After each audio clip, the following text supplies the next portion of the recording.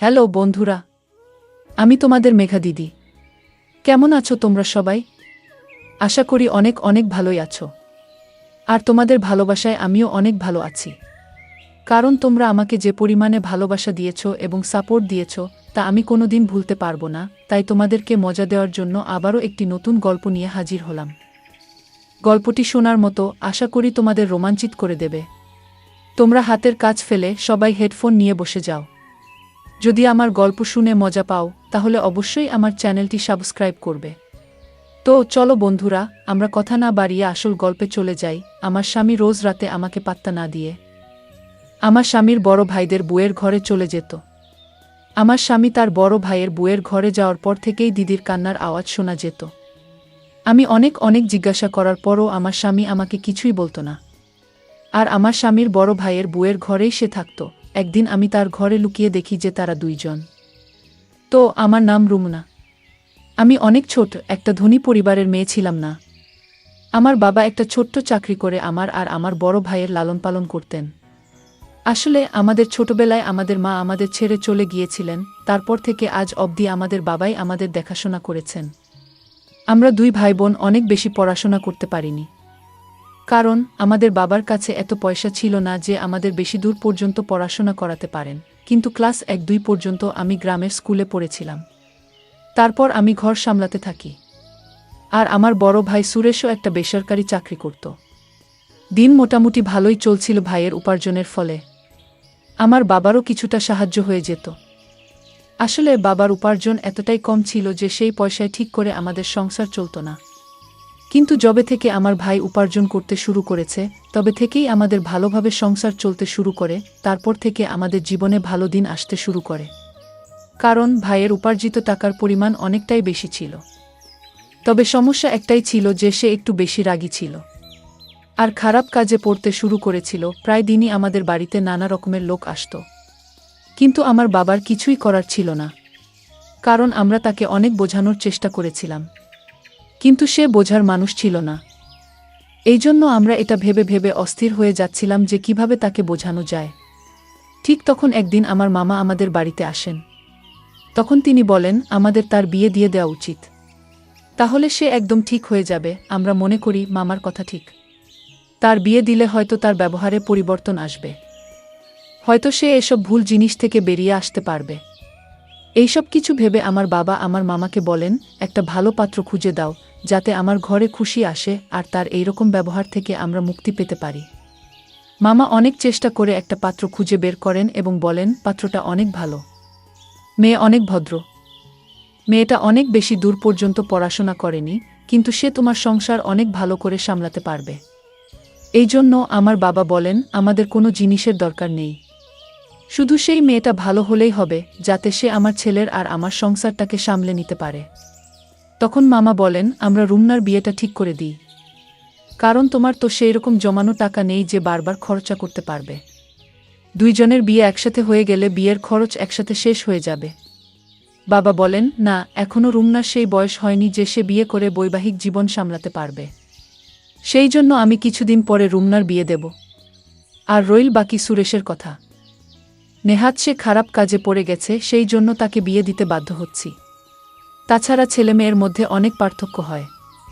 ছেলেদের তো ঘর সামলাতে হয় না, উল্টে তার দেখাশোনা করার জন্য একটা মেয়ে চলে আসে।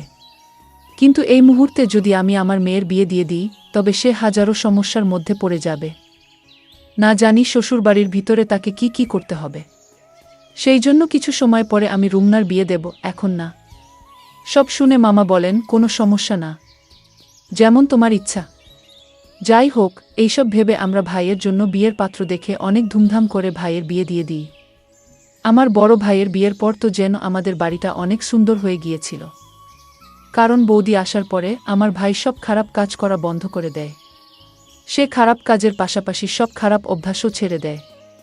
আর সে অনেক মন দিয়ে নিজের কাজকর্ম করতে শুরু করে এবং সব বাড়ির দায়িত্ব পালন করতে শুরু করে। ভাই আমার বাবাকেও কাজে যেতে বারণ করে দেয় আর বলে এখন আমি উপার্জন করি, তোমার এত ছোটখাটো চাকরি করতে হবে না।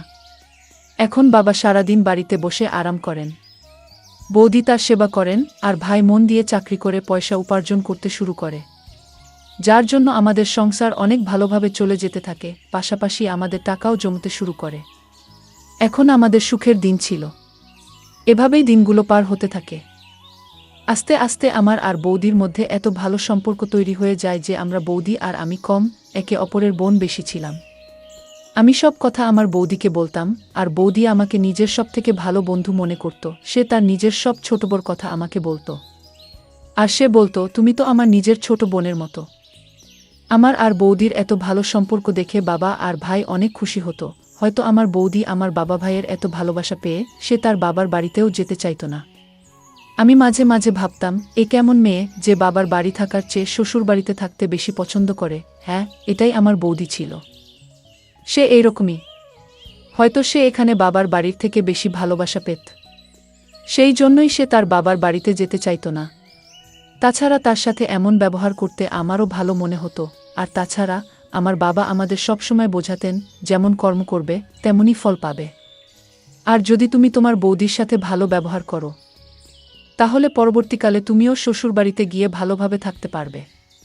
এইভাবেই আমি সবার সাথে মিলেমিশে থাকতাম। এখন আমার মামা আবার আমাদের বাড়িতে এসে বললেন, এখন তো আর কোনো সমস্যা নেই। সুরেশের বিয়ে হয়েছে, অনেক দিন হয়ে গেছে। এখন আমাদের রুমনার জন্য পাত্র দেখা উচিত, কারণ এখন রুমনার বিয়ের বয়স হয়ে গেছে। তখন আমার বাবা বললেন, এখন আমার রুমনার বিয়ে দিতে কোনো অসুবিধা নেই, কারণ আমার ছেলে ঘর সামলে নিয়েছে, আর আমার সেবা করার জন্য আমার মেয়ের মতো একটা বউ এনেছে। এখন রুমনার জন্য একটা ভালো ছেলে খুঁজতে হবে। তখন বাবা মামাকে বলেন, তোমার কাছে যদি কোনো ভালো পাত্র থাকে তবে তুমি বল। তাছাড়া আমার ছেলের জন্য তো তুমি পাত্র খুঁজে বের করেছিলে, আর পাত্রটা এত ভালো যে আমি আজও তার গুণগান করি। এই জন্য তুমি একটা ভালো পাত্র খুঁজে দাও। তখন মামা বললেন, খোঁজার কি দরকার আছে? আমার বন্ধুর ছেলেই তো আছে। তারা দুই ভাই, বাড়িতে মা বাবা আর দুই ভাই মিলিয়ে মোট 4 জন থাকে। ছোট ছেলে একটা বড় কোম্পানিতে ভালো মাইনের চাকরি করে, আর তার বড় ভাইও একটা ভালো চাকরি করে। আসলে তার বড় ভাইয়ের বিয়ে আগে থেকেই ঠিক হয়ে আছে। এজন্য ছোট ছেলের জন্য পাত্র খোঁজা হচ্ছে। ছোট ছেলের জন্য ভালো মেয়ে খুঁজে পাওয়া গেলে দুই ভাইয়ের একসাথে বিয়ে দিয়ে দেবে। সেজন্য তারা আমাকে পাত্রের জন্য বলেছে। তাই আমি রুমনার কথা তাদেরকে বলেছি। সেই জন্য আমার মনে হলো তোমার থেকে অনুমতি নেওয়া উচিত। বাবা বললেন, এতে মতো নেওয়ার কি দরকার আছে? তোমার যখন ইচ্ছা ছেলের বাড়ির লোকদের ডাকতে পারো, আমরা তৈরি আছি। মামা বললেন, ঠিক আছে, তবে কালকে ডেকে নেব। পরের দিন আমার স্বামী তার কিছু বন্ধুদের নিয়ে আমাদের বাড়িতে আমার জন্য পাত্র দেখতে আসে। আমার স্বামীর নাম ছিল রমেশ। রমেশকে দেখতে অনেক সুন্দর ছিল, আর ভালো পোশাক পরার জন্য তাকে আরও বেশি সুন্দর দেখাচ্ছিল। রমেশকে দেখে তো আমার হুঁশ উড়ে গেল। আমি বুঝতেই পারছিলাম না যে এত সুন্দর ছেলে আমাকে পছন্দ করবে কি না। কিন্তু যখন নিজেদের মধ্যে কথা বলার জন্য আমাদের দুইজনকে একা জায়গা ছেড়ে দেওয়া হয়, তখন রমেশের কথা আমার মন ছুঁয়ে যায়। রমেশ এত মিষ্টি করে, এত ভালোভাবে কথা বলছিল যে মনে মনে আমি তাকে নিজের স্বামী হিসেবে স্বীকার করে নিয়েছিলাম। পাশাপাশি ভগবানের কাছে প্রার্থনা করছিলাম যেন কোনো রকমে আমাদের বিয়েটা হয়ে যায়, কারণ প্রতিটা মেয়েরই একটা স্বপ্ন থাকে যে তার স্বামী দেখতে সুন্দর হবে, ভদ্র হবে। আর এই সমস্ত গুণই রমেশের মধ্যে ছিল। আমি কি করে তাকে ছেড়ে দিই? তখন ভাবলাম, যদি আমার ভাগ্যে রমেশ থাকে তো নিশ্চয়ই তার সাথে আমার বিয়ে হবে। যাই হোক, তারা আমাকে দেখে বাড়ি চলে যায়। কিছুদিন পরে ফোন করে জানায় যে আমাকে তাদের অনেক পছন্দ হয়েছে। এইভাবেই আমাদের বিয়ে ঠিক হয়ে যায়। আমি আর রমেশ ফোনে কথা বলতে শুরু করি। এইভাবেই দিনগুলো কাটতে থাকে। রমেশের সাথে কথা বলতে আমার একটুও ভয় হতো না। আমি পুরোপুরি রমেশকে ভালোবেসে ফেলেছিলাম। এইভাবেই আমাদের বিয়ের দিন আসতে থাকে। আমাদের বাড়িতে আত্মীয়রা আসতে শুরু করে। আমার বড় ভাই বিয়ের দায়িত্ব অনেক ভালোভাবে সামলে নিচ্ছিল। সে কোনো জিনিসের অভাব রাখেনি, এত সুন্দর পরিবেশ তৈরি করেছিল, দেখে মনে হচ্ছিল মেয়ে নয় যেন ছেলের বিয়ে হচ্ছে। আমার বাবা আর ভাই আমার বিয়ে নিয়ে অনেক খুশি ছিল। বাবা বলল, আমি কখনো চাই না যে রুমনার এটা মনে হোক যে তার মা থাকলে আরও ভালো করে বিয়ে হতো। কিন্তু মায়ের অভাব তো সে চাইলেও পূরণ করতে পারবে না। তবে বাবা আমার জন্য এত কিছু করছিল যে আমি তার ঋণ কোনোদিন শোধ করতে পারব না। কিন্তু এত আত্মীয় স্বজনের ভিডিও, মায়ের কথা আমার অনেক বেশি করে মনে পড়ছিল। আমি কাউকে বুঝতে দিইনি, কারণ আমি চাইনি যে সবার মন খারাপ হোক বা তারা অকারণেই চিন্তিত হয়ে পড়ুক। এজন্য সবার সামনে সবসময় হাসি খুশি থাকতাম, যাতে কেউ বুঝতে না পারে যে মায়ের কথা আমার খুব মনে পড়ছে। এইভাবে বিয়ের দিন চলে এলো, আমার রমেশের সাথে অনেক ভালোভাবে বিয়ে হয়ে গেল।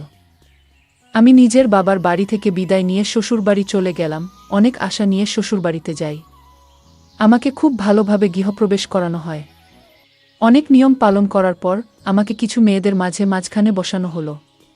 তারা রমেশের গুণগান করছিল, তাদের কথা শুনে আমার খুব ভালো লাগছিল। কারণ এতদিন ধরে আমি নিজেও রমেশের মধ্যে এই গুণগুলো দেখেছি। আমি তখন শুধু অধীর আগ্রহে অপেক্ষা করছিলাম কখন রমেশের সাথে সময় কাটাব। অনেক অল্প সময়ের মধ্যেই আমাকে রমেশের ঘরে বসানো হলো। কিছুক্ষণের মধ্যেই রমেশ ঘরে এলো। তার আসার পরে আমরা নিজেদের মধ্যে কিছুক্ষণ কথা বলি। তারপর আমাদের নতুন জীবন শুরু হয়। পরের দিন আমি ঘুম থেকে উঠে সবার জন্য খাবার তৈরি করি। শ্বশুরবাড়ির সবার সাথে কাজ করতে থাকি। আমি রমেশের বড় দিদির সাথেও অনেক ভালোভাবে মিশে গিয়েছিলাম। আসলে রমেশের বিয়ের দিন তার বড় ভাইয়েরও বিয়ে হয়েছিল। আমাদের দুইজনকে একসাথে গৃহপ্রবেশ করানো হয়েছিল। আমাদের দুইজনেরই আজ এই বাড়িতে প্রথম দিন ছিল। আমরা দুজনে মিলে একসাথে মিষ্টি বানালাম আর সবার মন জয় করে নিলাম। আমি এখন আমার স্বামীর বড় ভাইয়ের বুদিকে নিজের বড় দিদির মতো মানতে শুরু করেছিলাম। আমি তার সেবাও করতাম। আমার বুদিও আমাকে ছোট বোনের মতো আদর করত। আমরা দুজন বোনের মতোই ছিলাম, আর আমাদের মধ্যে অনেক ভালো সম্পর্ক তৈরি হয়ে গিয়েছিল। আমাদের এত ভালো সম্পর্ক দেখে বাড়ির লোকজনও অনেক খুশি ছিল। এদিকে দিনেশও কাজে যেতে শুরু করেছিল। এইভাবেই আমাদের দিনগুলো আনন্দে কাটছিল। কিন্তু কে জানত, এত খুশির মাঝখানে দুঃখের এত বড় পাহাড় ভেঙে পড়বে। একদিন একটি অ্যাক্সিডেন্টে আমার স্বামীর বড় ভাই এই পৃথিবী ছেড়ে চলে গেলেন। আমি তো কিছুই বুঝতে পারছিলাম না যে বাড়ির লোকেদের কিভাবে সামলাব। সবাই যেন ভেঙে পড়েছিল। আর ভাঙবে নাই বা কেন? বিয়ের মাত্র 1 মাস হয়েছে, এর মধ্যেই আমার বুদি এত ছোট বয়সে বিধবা হয়ে গেল। আমার বুদির প্রতি খুব মায়া হচ্ছিল। আমি কিছুই বুঝতে পারছিলাম না কিভাবে তাকে সামলাব। আমি কোনোমতে রমেশকে সামলাই আর তাকে বলি, এখন থেকে তোমাকে বুদির অনেক খেয়াল রাখতে হবে। আমাদের সেই জন্য কোনোভাবেই তার সামনে ভেঙে পড়লে চলবে না। সবসময় তাকে ভালো রাখতে হবে। রমেশ আমার কথা বুঝতে পারে। আমরা দুজনে মিলে বুদির খেয়াল রাখতে শুরু করি। আস্তে আস্তে সময় পার হতে থাকে।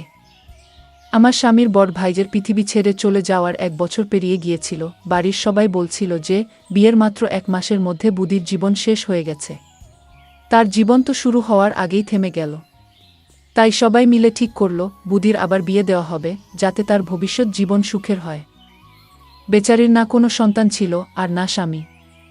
সে একা কিভাবে এত বড় জীবন পার করবে?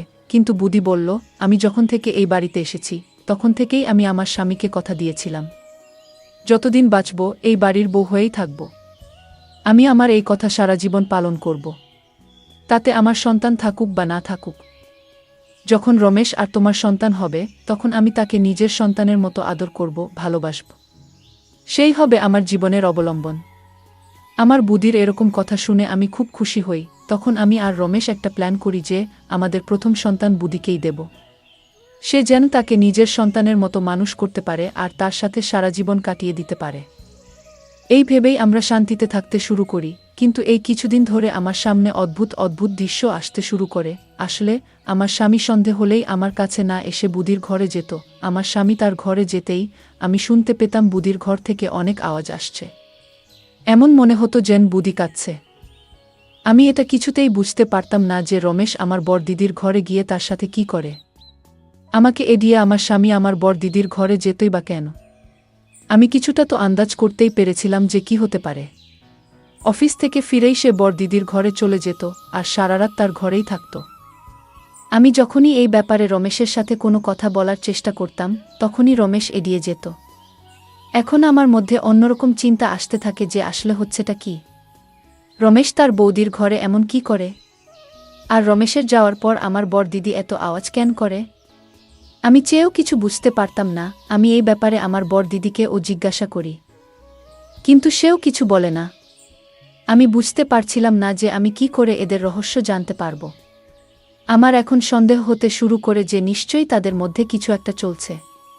তা না হলে রমেশ আমাকে কেন এড়িয়ে আমার স্বামীর বড় ভাইদের বউয়ের ঘরে যাবে? যদি এমন কিছুই হয়ে থাকে তবে রমেশের উচিত আমার সাথে এসে কথা বলা। কিন্তু রমেশ আমাকে কোনো কিছু বলতে চাইছিল না। তার জন্য আমি একদিন ভাবলাম যে আমি ঘরের মধ্যে লুকিয়ে যাই, যাতে জানতে পারি আসল রহস্যটা কি। তাহলে কোনটা সত্যি আর কোনটা মিথ্যে প্রমাণ হয়ে যাবে। যদি সত্যি এরকম কোনো কথা থেকে থাকে, তবে আমি তাদের নিয়ে সবার সামনে যাব। আমি রোজ রোজ আর এসব সহযোগ করতে পারছিলাম না। এইসব ভেবে একদিন আমি তার ঘরে লুকিয়ে বসে রইলাম। কিছুক্ষণ পর তারা যখন ঘরে এলো, তারপর আমি যা দেখলাম সেটা দেখে আমার মনটা কেঁপে উঠল। আমি দেখলাম যে আমার স্বামীর বড় ভাইয়ের বউ আমার স্বামীর বড় ভাইয়ের ছবি হাতে নিয়ে কাঁদছিল। তখন রমেশ তাকে আস্তে আস্তে সামলানোর চেষ্টা করছিল। আমি কিছু বুঝতে না পেরে হঠাৎ ঘরের মধ্যে থেকে বাইরে বেরিয়ে আসি। আমাদের হঠাৎ সেখানে দেখে তারা অবাক হয়ে ওঠে। তখন রমেশ বলে, তুমি এখানে লুকিয়ে কি করছো? তখন আমি বলি, আমি জানতে চাইতাম যে আসলে তোমাদের মধ্যে কি চলছে। তখন রমেশ আমার কথায় রেগে গিয়ে বলল, তুমি সত্যি জানতে চাও তো তাহলে শোনো। আসলে আমার বড় ভাইয়ের অ্যাক্সিডেন্ট তোমার ভাই করিয়েছে। কারণ সে আমার বৌদিকে অনেক আগে থেকে ভালোবাসতে পছন্দ করত। আর তার সাথে বৌদির বিয়ে না হওয়ায় তার রাগ অনেক সীমায় পৌঁছে যায়। আর যখন আমার বড় ভাইয়ের সাথে বৌদির বিয়ে হলো, তখন তোমার ভাই আমার বড় ভাইয়ের অ্যাক্সিডেন্ট করিয়ে দেয়া। আর প্রতিদিন আমার বৌদিকে বিরক্ত করতে শুরু করে। যখন রমেশ আমার ভাইয়ের করা সব অন্যায়ের কথা বলে, সেগুলো শুনে তো আমি বিশ্বাসই করতে পারছিলাম না।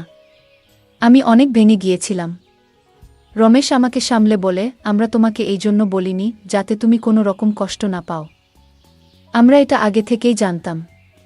আমি রোজ রাতে ওই জন্য বৌদিকে বোঝাতে আসতাম, যে কোনোভাবে যেন রুমুনা এইসব কথা না জানতে পারে।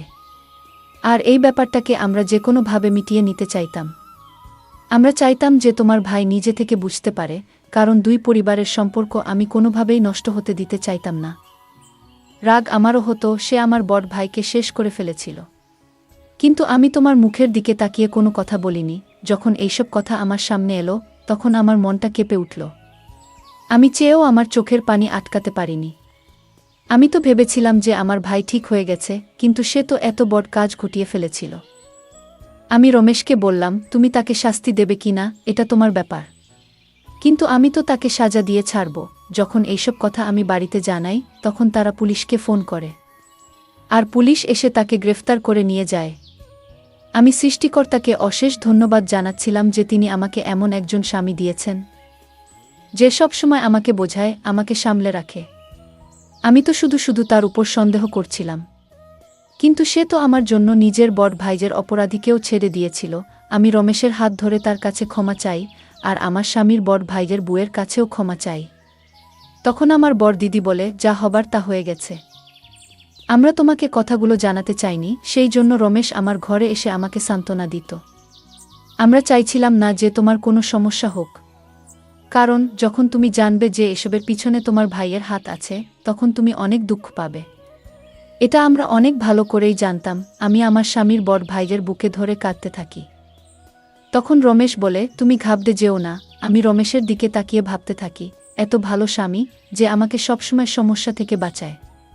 আর আমি কি করে তাকে সন্দেহ করলাম, এখন আমার নিজের উপরও লজ্জা পাই।